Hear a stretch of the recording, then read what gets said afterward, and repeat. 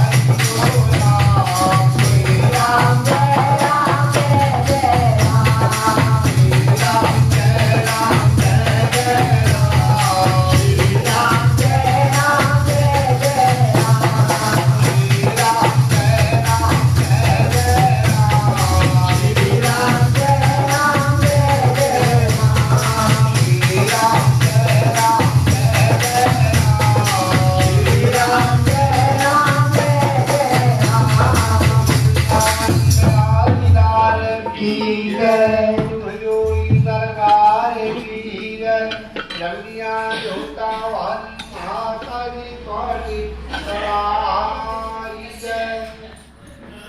बड़े भाग्य से जीव के 84 लाख योनियों में से मनुष्य का शरीर लेने वाला जीव भाग्यवान होता है। और शेर के अंदर भी वो ताकत नहीं है कि वो किसी को भोजन खिला सके। और साधारण से गरीब इंसान जो सुबह तुरंत मुश्किल से अपनी रोटी पकाता है, तो वो भी अपनी रोटी में से 2 बुर्कियां कीड़ों को पक्षियों को डालने की हैसियत रखता है। और किसी शेर के अंदर भी ताकत नहीं किसी का पेट भर सके। तो मनुष्य का जन्म बड़े भाग्य से मिलता है।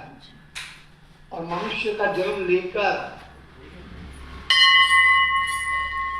संसार में दूसरों का कल्याण करने का सौभाग्य भगवान किसी विरले को देता है। अपना कल्याण तो सभी करते। एक कुत्ता भी अपने बच्चे के लिए मुंह में रोटी दबा के उसके पास लेके जाता है।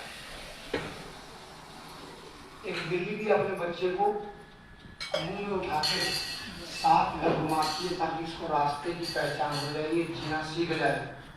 और आपने भी अपने बच्चों के लिए जीवन बिताया, या मैंने भी अपने बच्चों को जीवन बिताया, तो मनुष्य बन के क्या कमाया। जानवर पक्षी ने अपने ही बच्चों का पेट देखा, तो मनुष्य बन के क्या कमाया। बड़े भाग मानस पाए मनुष्य का शरीर 84 लाख योनियों के बाद मिलता है। ये मैं सब यही रह जाएगी। आपकी आंखों के सामने आप दूसरे लोग खाएंगे, रिश्ते आपके सामने दूसरों के हो जाएंगे। आपके देखते ही देखते आपके रिश्ते दूसरों के हो जाएंगे, आप उनके मिलते रह जाओगे। एकमात्र परमात्मा ही ऐसा है कि जन्म से आपका साथ जीवन पर्यंत आपका रहेगा। और मृत्यु के बाद हमने अभी क्या बोला भगवान से, हम आएंगे पास मूर्ति बैठे उसी के पास जाना है। सारे संसार में कार्तिक माह सुनते आए आप। बड़े भाग्यवान हो आप लोग जो आपको भगवान ने अपनी प्रभात पर चलने का मौका दिया है। तीर्थों में भगवान में कोई बात हम रखिए। जो सब तीर्थ वालों को मिलता है वो आपको इसी दरबार में भगवान के चक्कर काटते हुए दम रखिए, कोई बात मन के अंदर भगवान को खींचने का सामर्थ्य रखिए। सूरदास का ध्यान पता ना आपकी तो आंखें हैं, मेरी तो आंखें हैं। कृष्ण ऐसा है, मैया ऐसा है, भगवान शिव ऐसे है। संसार में छवि बनी हुई है, दिख रही है, मुझे दिख रही है, आपको दिख रही है। सूरदास की तो आंखें नहीं। तो मन से भाव लेके भगवान को काटता था। हमने होने के बाद भी आगे भगवान को नाचने के लिए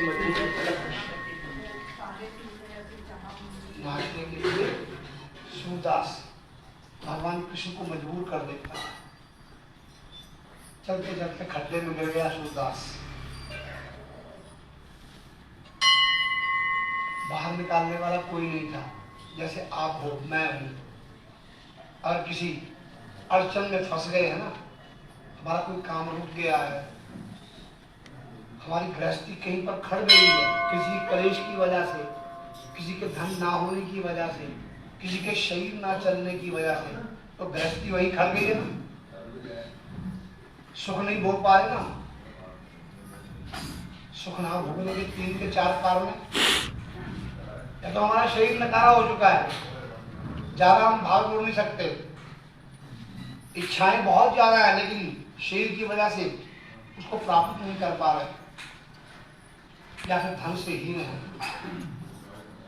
संसार को देख के, इन प्रभातफेरियों को देख के आप में से किसी के मन में आता होगा कि मैंने भी करवानी है, लेकिन मन के अंदर इच्छा है, लेकिन धन की मजबूरी है या घर के माहौल की मजबूरी। ब्राह्मण कड़वी बात कर रहा है आपसे, अपने मन के अंदर हाथ रख के देखिए, जो ब्राह्मण ने बात कही है वो सत्य होगी किसी ना किसी पर। या तो कोई इच्छा है कि मैं भी कर्म करके जाऊं संसार की, लेकिन कोई परिवार की माहौल की वजह से, धन के वजह से उस कर्म को नहीं कर पा रहा, उस कर्म को नहीं कर पा रहा। लेकिन दुखी मत होइए, मन की इच्छा परमात्मा स्वीकार करता है, उसको मानसिक पूजा कहते हैं। शास्त्र भाषा में, शास्त्र भाषा में उसको मानसिक पूजा कहते हैं। आपको काशी का इतिहास सुनाया था मैंने एक बार। मृत्यु के पश्चात वो स्त्री धन का दान अवश्य करती थी, व्रत भी रखती थी, उसको स्वर्ग मिल गया, लेकिन वहां अन्न नहीं मिला उसको। अन्न देती थी, आलसी थी तुम्हारी तरह मेरी तरह। हम सब आलसी हो गए, अपने वस्त्र दिन में 4 बार प्रेस कर लेते हैं। संक्रांति के दिन आपके घरों के चूल्हे पे भगवान के लिए अन्न नहीं पकता, ये आपके आलस्य का कारण है। जिसके घर में 6 मेंबर है, 6 मेंबर की रोटी पकती है संक्रांति के दिन। जिसके घर में 2 मेंबर है, 2 मेंबर की रोटी पकती है संक्रांति के दिन। तो भगवान के लिए नहीं पकता कुछ। 4 साल पहले संक्रांति के दिन यहाँ हलवे का ढेर रखा, ढेर बाद में बच जाता था, किसको मानते हैं। अब रेडीमेड हो गए सबके सब, क्या आप क्या मैं। वो आलस्य का नतीजा है। आलस्यम आलस्यम कुतो विद्या, आलस्यम कुतो सुखम। आलसी मनुष्य को विद्या प्राप्त नहीं होती, ज्ञान प्राप्त नहीं होता, आलसी मनुष्य को सुख प्राप्त नहीं होता। आओ तो श्री कार्तिक के महीने में भगवान सबकी इच्छा पूरी करेगा। चिंता मत करिए। शनिवार को अष्टमी है, गोपाष्टमी। गाय की सेवा करिए, पूरे साल की गाय का फल मिलेगा। गाय के मुख में 33 कोटि देवी देवताओं का वास है। इस मंदिर में आते हो, आप फूल चढ़ाते हो, फल चढ़ाते हो, फिर भी सभी देवताओं को नहीं पहुंचता। गाय की आंखों के अंदर सूर्य चंद्रमा है, गाय के पैरों के अंदर राहु केतु, एक खुर वाले अनिष्ट देवता। गाय की पूंछ की हवा से मनुष्य स्वर्ग का लेपन प्राप्त होता है। जब गाय सायंकाल की ओर जाती है, उसके पैरों के खोरों से जब मिट्टी उठती है, उसे कहते हैं गौधूली। और किसी भी शास्त्र को पढ़ के देखिए, सबसे पवित्र गौधूली गिनी जाती है। सबसे पवित्र गौधूली गिनी जाती है। मुहूर्त, गौधूली मुहूर्त सबसे पवित्र गिना जाता है। तो ये बातें करेंगे। आज तो भगवान के अष्टमी को बढ़ाते हैं, पता चल रही है। भगवान शंकर का युद्ध जलंधर के साथ। जलंधर को सब देवता मारने के लिए कह रहे हैं। भगवान कह रहे जब तक वृंदा है तब तक जलंधर की मृत्यु नहीं होगी। जलंधर वो पतिव्रता है जिसके तप के आगे भगवान के शस्त्र भी हार गए। भगवान की इच्छाएं भी हार गई। वृंदा के तप की वजह से, वृंदा के धर्म की वजह से। धर्म मंदिर गुरुद्वारा नहीं है, वहम है। इस धर्म के लिए लोग एक दूसरे के साथ लड़ाइयाँ करते हैं, दूसरे की चोरी निंदा करते हैं। मेरा धर्म बड़ा है, मेरा धर्म बड़ा है। धर्म इसको नहीं कहते, ये स्थान है कर्म कमाने का स्थान। ये हमारी एक परंपरा है, जिस परंपरा में हम पैदा हुए हैं उसके मुताबिक कुछ रस्में हैं। कोई मूर्ति पूजा करता है, कोई मूर्ति पूजा नहीं करता, कोई साकार है, कोई निराकार की पूजा करता है। ये स्थान और कर्म के साधन है। मंदिर, गुरुद्वारे, मस्जिद। धर्म को मनुष्य के कर्म को कहा जाता है। जिस कर्म से संसार में सुख प्राप्त हो, जिस कर्मों से त्याग करके मनुष्य दूसरों को सुख देता है,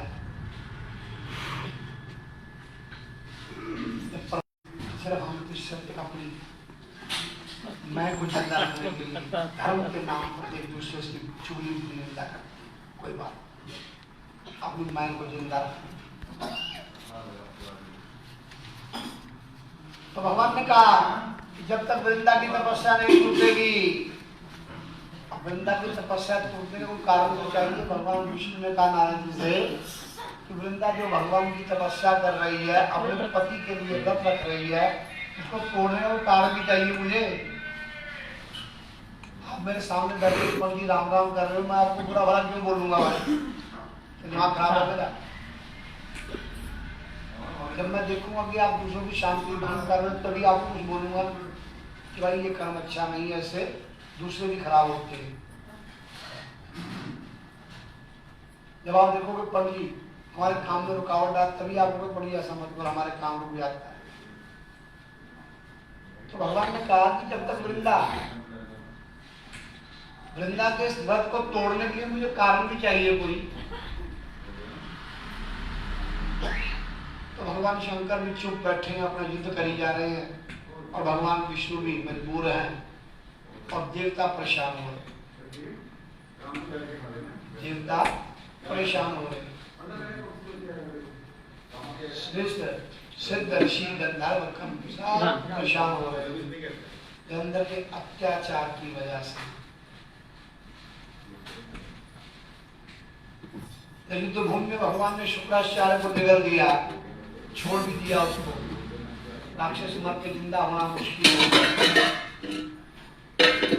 गंधर्व को पता चला कि जो भगवान शंकर के गण मृत्यु प्राप्त कर रहे हैं, देवगुरु बृहस्पति संजीवनी बूटी का एक पेड़ है, एक पहाड़ है जिस पर संजीवनी बूटी लगी हुई है, उस बूटी के अमृत से जिंदा कर रहे हैं, जो हनुमान जी लेके आए थे। उस पहाड़ को राक्षसों ने कहा कि सब देवता जिंदा हो रहे हैं बार बार, और राक्षस मर रहे हैं। तो जलंधर युद्ध भूमि छोड़ के गया, उस पहाड़ को उठा के उसने समुद्र में फेंक दिया। गंधर्व ने वो पहाड़ उठा के समुद्र में फेंक दिया। दोनों तरफ का लेवल बराबर हो गया। देवगुरु बृहस्पति के पास वो बूटी नहीं थी जिससे गण जिंदा हो सके, देवता जिंदा हो सके, और शुक्राचार्य की विद्या भगवान शंकर पे गए। अब जंगल में देखा, सारे शस्त्र चला के देख लिए, भगवान शंकर को मेरे शस्त्र छू भी नहीं पा रहे, तो क्या करूं? तो यहाँ पर जंगल ने अपने आप कारण पैदा कर दिया, अपनी मृत्यु का। क्या कारण बना? जंगल युद्ध भूमि छोड़ के कैलाश पर्वत पे आ गया। बोलिए शंकर भगवान की जय। जब इंसान के अंदर वासना पैदा हो जाए ना, उसके सारे धर्म का नाश हो जाता है। जितनी मर्जी घंटियां बजा लो भगवान का, जितनी मर्जी तीर्थ यात्राएं कर लो, जितना मर्जी दान पुण्य कर लो, जब मनुष्य वासना के अधीन हो जाता है तो उसके सारे कर्म क्षीण हो जाते हैं। सारे कर्म, जब मनुष्य माया पे सवार हो जाता है ना, तो उसके सारे कर्म क्षीण हो जाते हैं। रावण की तरह। रावण ने मरते समय कहा था लक्ष्मण से, लक्ष्मण को भेज दिया था प्रभु राम ने, जाओ लक्ष्मण, ये वो ब्राह्मण है जो द्वारा ऐसा पैदा नहीं होगा कोई संसार के अंदर, ज्ञाता ध्याता भाग्यवान कर्मशील, जिसने अपने कर्मों ने तीनों लोगों को अपने बस में कर रखा है। लोग देवताओं की पूजा करके उनसे अन्न धन प्राप्त करते हैं, और देवता इसके दरवाजे पर हाथ जोड़ के खड़े हैं, कहते ऐसा ब्राह्मण पैदा हुआ है। ऐसा भाग्यवान पैदा हुआ है, 1 लाख पूज सवालक नाती, इतना बड़ा कबीला लेके पैदा हुआ है, स्वर्णमय लंका लेके पैदा हुआ है। भगवान ने कहा कि ऐसा भाग्यवान पैदा नहीं होगा। ब्रह्मा जिसको पांडवों के घर में गए और भगवान विष्णु का धाम छोड़ के इसके दरवाजे पर खड़े हैं उसको वापस लेने के लिए।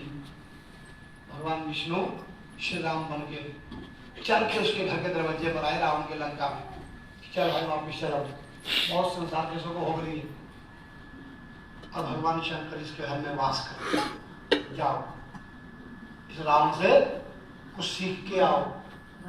लक्ष्मण गया तुम्हारी तरह मेरी तरह, जाकर सिर पे खड़ा हो गया कि मुझे राम ने भेजा है, ज्ञान दो।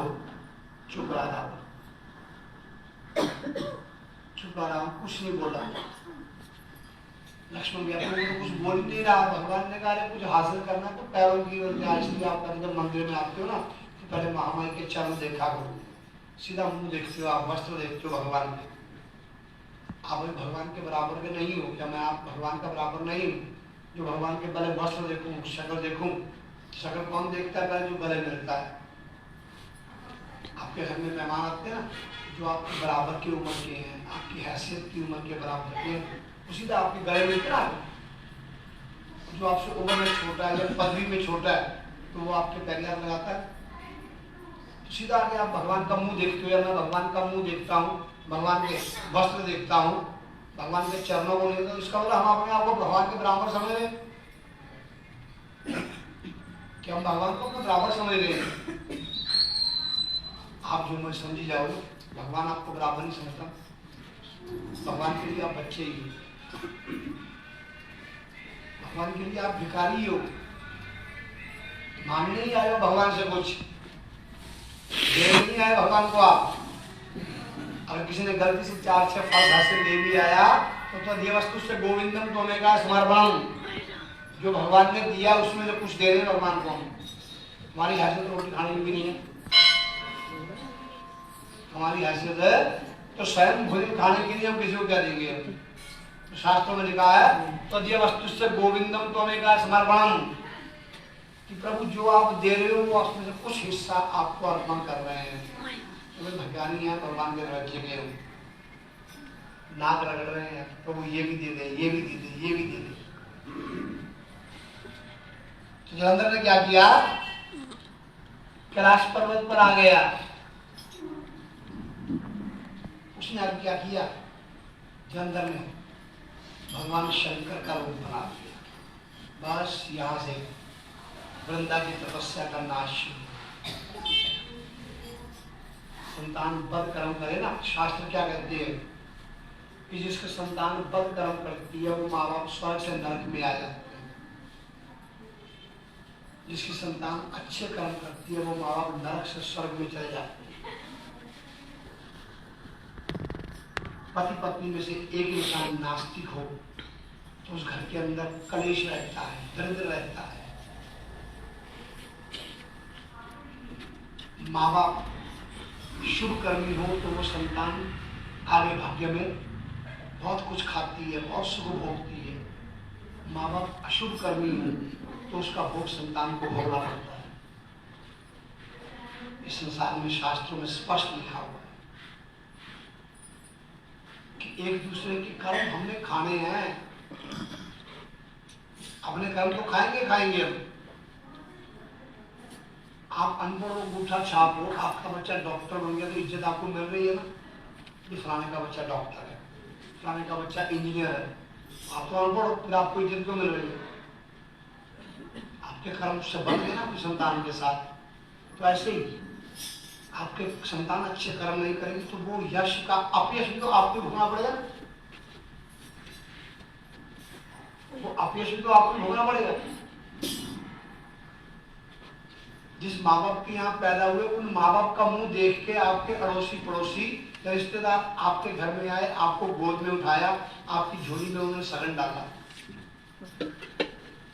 आपके घर में पोता हुआ या पोती हुई, दोता हुआ दोती हुई, तो अड़ोसी पड़ोसी रिश्तेदार आके उसको गोद में उठा के हिलोरा देके गए, उसके हाथ में शरण देके गए। तो क्या उसको देके गए? वो आपके कारण देके गए। अगर आपका कोई बुरा कर्म होगा तो वो भी तो आपको संतान को भोगना पड़ेगा ना। अच्छे कर्मों से उसको मिल रहा है तो बुरे कर्मों से तो उसी को मिलेगा। तो रिश्ते जुड़ जाते हैं इंसान के एक दूसरे के साथ। तो यहाँ धुरंधर ने वो कारण पैदा कर दिया, कैलाश पर्वत पर जाकर भगवान शंकर का रूप धारण कर लिया और देवी पार्वती को आवाजें मारने लग गया। देवी पार्वती ने दूर से देखा कि ये उसको तो वहां भगवान शंकर दिखाई नहीं दिए, उसे तो धुरंधर आता हुआ दिखाई दे रहा है। देवी पार्वती ने भगवान विष्णु को याद किया कि प्रभु ये कैसे नास्तिक की, कैसे अधर्मी की रक्षा कर रहे हो आप, ये कैसे वासना के मारे की रक्षा कर रहे हो आप। आपके माँ बाप की तपस्या, आपके पति की तपस्या, आपकी पत्नी की तपस्या आपकी रक्षा तभी तक करेगी जब तक आप भी कुछ शुद्ध कर्मी हो। अगर आप दिन पर दिन नीच कर्म करते जा रहे हो तो आपके माँ बाप के आशीर्वाद भी आपको नहीं लगेंगे। आपकी संतान की तीर्थ यात्राएं आपको कुछ नहीं दे पाएंगी।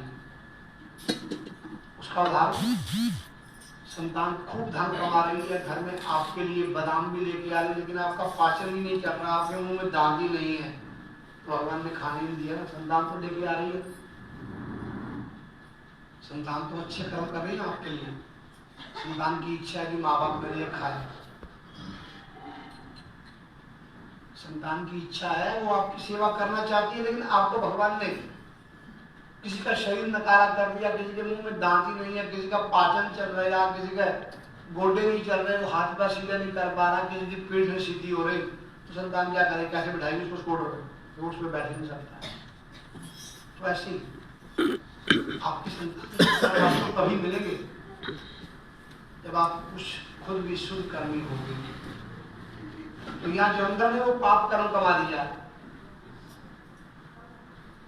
और देवी पार्वती ने कहा भगवान विष्णु से, प्रभु ये कैसे अधर्मी की रक्षा कर रहे हो आप, कैसे नास्तिक व्यसनी की रक्षा कर रहे हो आप, जो भगवान शंकर का रूप बना के छल करके मेरी तरफ ये पाप दृष्टि लेके आ रहा है, ऐसे अधर्मी की रक्षा कर रहे हो आप। तो ऐसे अधर्मी की रक्षा करने वाला खुद भी अधर्मी होगा। देवी पार्वती ने कहा, देवी पार्वती ने कहा खुद भी ऐसे अधर्मी होगा वो। इसका मतलब ये हुआ, भगवान विष्णु ने कहा नहीं देवी ऐसे नहीं है। आज धुरंधर ने रास्ता दिखा दिया है अपनी मृत्यु का। अभी तक यही सोच रहे थे कि इसकी मृत्यु कैसे होगी, कुछ पाप कर ही नहीं रहा, कि भगवान शंकर की पूजा करता है, इसकी पत्नी मेरी पूजा करती है, कोई पाप हो ही नहीं रहा, तो इसको मृत्यु कहां से दे। अब इसने अपना रास्ता आप दिखा दिया है, इसने अपना रास्ता आप दिखा दिया। अब भगवान शंकर को इसे मृत्यु देनी ही होगी। भगवान विष्णु ने कहा और वृंदा के पतिव्रता धर्म को टूटना ही पड़ेगा। भगवान विष्णु ने कहा इसने रास्ता स्वयं दिखा दिया है। ऐसा डमरू बजाया भोलेनाथ ने, सारा कैलाश सारा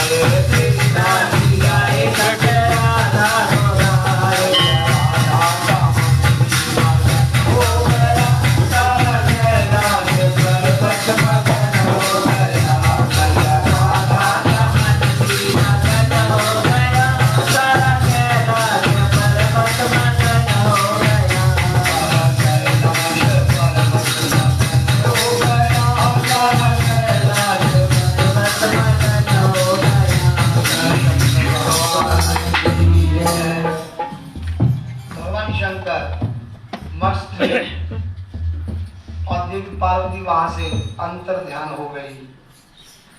चंद्र सारा कैलाश घूम घूम के वापस आ गया। देवी पार्वती महिंद्री वापस फिर युद्ध भूमि में आ गया। अरे भगवान विष्णु को रास्ता मिल गया। भगवान श्री कृष्ण ने क्या कहा है? भगवान श्री कृष्ण 16 कला संपूर्ण है, या फिर आदिशक्ति मां साक्षात 16 कला संपूर्ण। प्रोग्राम मर्यादा पुरुषोत्तम 14 कला संपूर्ण। भगवान श्री राम ने अपने जीवन में 2 कलाएं देखी, नहीं रखी। आप लोग हनुमान जी को ब्रह्मचारी कहते हो ना, हनुमान जी ब्रह्मचारी हैं, लेकिन हनुमान जी का विवाह भी हुआ है। सुबला नाम, सूर्य की पुत्री। हनुमान जी को कलाएं सीखी थी सूर्य भगवान से। फिर मैं सुनाऊंगा आपको इतिहास। तो ऐसे ही राम ने अपने जीवन में 2 कलाएं रखी। एक, भगवान ने सारी जिंदगी प्रोग्राम ने छल कपट नहीं किया। भगवान के इतिहास पढ़ के देखिए आप श्री रामायण को, कभी छल कपट नहीं किया। दूसरा, भगवान श्री राम एक पत्नी तथा धर्म रहे, इस मर्यादा में रहे। 2 कलाएं भगवान ने नहीं रखी। भगवान कृष्ण ने इससे उल्टा संसार को ज्ञान दिया। संसार में जीवन का निर्वाह करना है ना, तो छली को छल से, बलि को बल से, तपी को तप से, उसी के रूप में जवाब देना पड़ेगा। तब उसको एहसास होगा कि इसका दूसरे पर क्या असर होता है। दुनिया को बेवकूफ बनाते हो, जिसमें कोई आपको बेवकूफ बनाता है, तब आपको एहसास होता है कि हमारे कर्म से दूसरे को दुख कैसे मिलता है। दुनिया से ठगी मारते हुए कोई आपको ठगी मार के जाता ना, तब आपको एहसास होता है कि हमने किसी के साथ क्या किया था और उसका हमें क्या महसूस हो रहा है। अब आप माँ बाप बने हो, आपकी संतान आपकी और ढंग से मुंह नहीं कर रही, तो आपको शायद अपने माँ बाप की उस समय का आभास हो जाएगा जो जवानी में आपने अपने माँ बाप के साथ अपने स्वार्थ के लिए मुंह मोड़ा। एक स्त्री अपने पति अपने बच्चों को लेकर अलग रहना शुरू कर देती है। नहीं, पता क्या कहती है? मैंने अपने बच्चे देखे, मैंने अपना घर ही देखा, साल में ठेका ले रखा है अपने माँ बाप अपने ससुराल का, तो अपने आप करेंगे। जब उसके अपने बच्चे अलग होते हैं तब वो रोती तो क्या हो गए। तो भगवान उसको, भगवान ने कहा छली को छल से, तपी को तप से और बलि को बल से उसके बल का एहसास करवाया जाता है। भगवान ने कहा तब उस स्त्री को एहसास हो जाता है उसका अपना बच्चा अलग होता है, वो भी कभी उस माँ बाप से अलग होती है जो माँ बाप उनसे उम्मीद रख के बैठे थे। तो बलि को बल से, तपी को तप से भगवान कृष्ण ने सूर्यमान कह रखा। शनिवार को गोपाष्टमी है और 12 तारीख को एकादशी है, देव प्रबोधिनी एकादशी। उस दिन भगवान की बारात सजती है। और 13 तारीख को तुलसी विवाह है। उस दिन आपका चातुर्मास से व्रत भी खत्म हो जाएगा। 4 मास का व्रत होता है ना, वो भी खत्म हो जाएगा। 15 तारीख को श्री सत्यनारायण देव का व्रत पूर्णिमा है। 16 तारीख को संक्रांति है, बात लिखा हुआ है, किसी को ना समझ आए पूछ लेना मुझसे। 15 तारीख को पूर्णिमा है, 16 तारीख को संक्रांति है, 12 तारीख को एकादशी है, देव प्रबोधन एकादशी, और 13 तारीख को द्वादशी है, शालिग्राम का विवाह। 2 दिन में भगवान शालिग्राम का जन्म हो जाएगा, तुलसी का जन्म हो जाएगा। बाद में पूछना मैं तो उसको एकादशी नहीं कहते, संसार में नाम दे रखा है। वो 5 भीष्में होती है, 11, 12, 13, 14 2 एकादशियाँ इकट्ठी है। 11, 12 को एकादशी है, 12, 13 को द्वादशी त्रयोदशी है, 13, 14 को त्रयोदशी चतुर्दशी है, और 15 को पूर्णिमा है। 2 तिथियां इकट्ठी होने की वजह से एक कम हो जाती है, वरना 11 तारीख को 10वीं युक्त एकादशी है जो कि गिनती में नहीं आती, वरना 5 ही होती है। अब तो 16 तारीख को संक्रांति भी है, तो समय पाए फल होता है, समय पाए झड़ जात। कल की प्रभात फेरी खन्ना परिवार की ओर से मंदिर में ही होगी। 12 तारीख को एकादशी के दिन की प्रभात फेरी कमलेश जी उनके परिवार वालों की तरफ से, अभी उन पर डिपेंड है, घर पे करते हैं कि मंदिर में करते हैं, पर उनकी तरफ से बुक है। 13 तारीख को द्वादशी की प्रभात फेरी पंडित विनोद चौमोला जी के नितिन चौमोला जी के घर की तरफ से मंदिर में ही होगी। एतवार की प्रभात फेरी अश्विन चोपड़ा जी की ओर से, और शनिवार की प्रभात फेरी मुकेश सिंगला जी के परिवार की ओर से मंदिर में ही होगी। बाकी किसी ने व्यक्त नहीं हुई, कोई बात नहीं, पर मोहल्ले से दूर घर होगा तब मजबूर मत करना, उतना समय आने जाने लग जाए। ओम भगवते वासुदेवाय। अमच्युतम केशवम राम नारायणम कृष्णवाम